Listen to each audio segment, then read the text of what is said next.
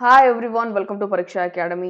இன்னைக்கு வீடியோல நாம பார்க்க போறது நாகப்பட்டினம் மாவட்டத்துல பிடெக் டிப்ளமோ சிவில் முடிச்சவங்களுக்கு 1,12,000 சம்பளத்தோட ஒரு வேலை வாய்ப்பு காத்துட்டு இருக்கு. இந்த வேலை வாய்ப்பை பத்தின முழு விவரம் நீங்க தெரிஞ்சுக்கணும் அப்படின்னு நினைச்சீங்கன்னா இந்த வீடியோவை கடைசி வரைக்கும் பாருங்க.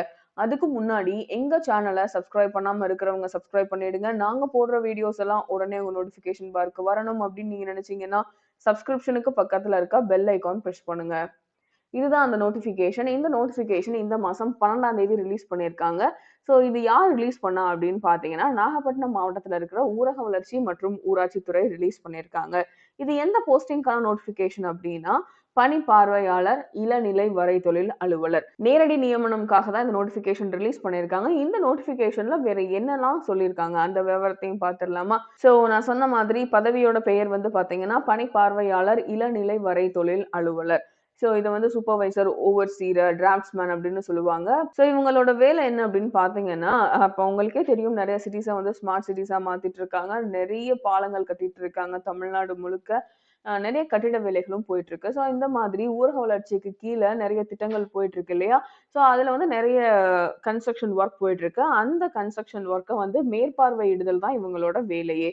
இதுக்காக அவங்களுக்கு சம்பளம் அப்படின்னு பார்த்தீங்கன்னா, குறைந்தபட்சம் 35,400ல இருந்து மேக்ஸிமம் 1,12,400 வரைக்கும் ஃபிக்ஸ் பண்ணிருக்காங்க. வயது வரம்பு அப்படின்னு பாக்குறப்போ 35 வயசை கடக்காத ஆண், பெண் யாரா இருந்தாலும் இந்த வேலை வாய்ப்புக்கு அப்ளை பண்ணலாம். நாகப்பட்டினம் மாவட்டத்துல மட்டும் மொத்த காலி இடங்கள் அப்படின்னு பாக்குறப்போ 18. கல்வி தகுதி அப்படின்னு பாக்குறப்போ டிப்ளமோ சிவில் முடிச்சவங்க யாரா இருந்தாலும் இதுக்கு அப்ளை பண்ணலாம்.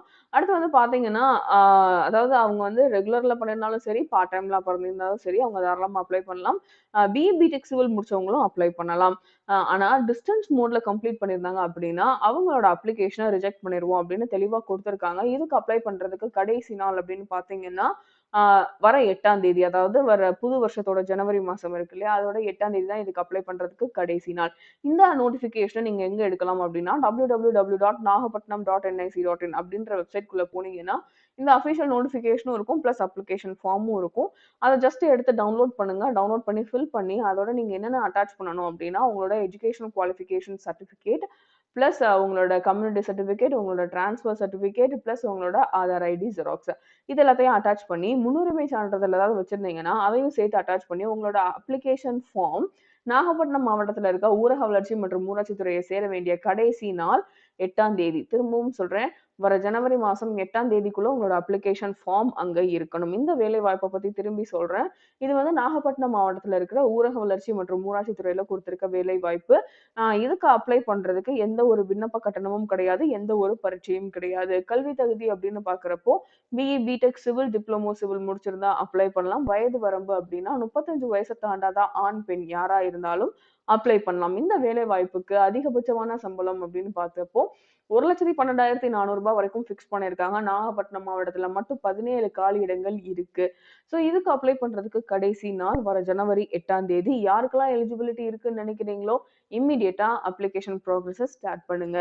இந்த வேலைவாய்ப்பு செய்தி உங்களுக்கு யூஸ்ஃபுல்லா இருந்தது அப்படின்னு நீங்க நினைச்சீங்கன்னா லைக் பண்ணுங்க, உங்க ஃப்ரெண்ட்ஸோட ஷேர் பண்ணிக்கோங்க. அது மட்டும் இல்ல, இன்னைக்கு பார்த்த இந்த கண்டென்ட்ல உங்களுக்கு ஏதாவது டவுட் இருந்தது அப்படின்னு சொன்னா நீங்க தாராளமா கமெண்ட் செக்ஷன்ல கேட்கலாம். இது வரைக்கும் எங்க சேனலை சப்ஸ்கிரைப் பண்ண மறந்துருந்தீங்க அப்படின்னு சொன்னா சப்ஸ்கிரைப் பண்ணிடுங்க.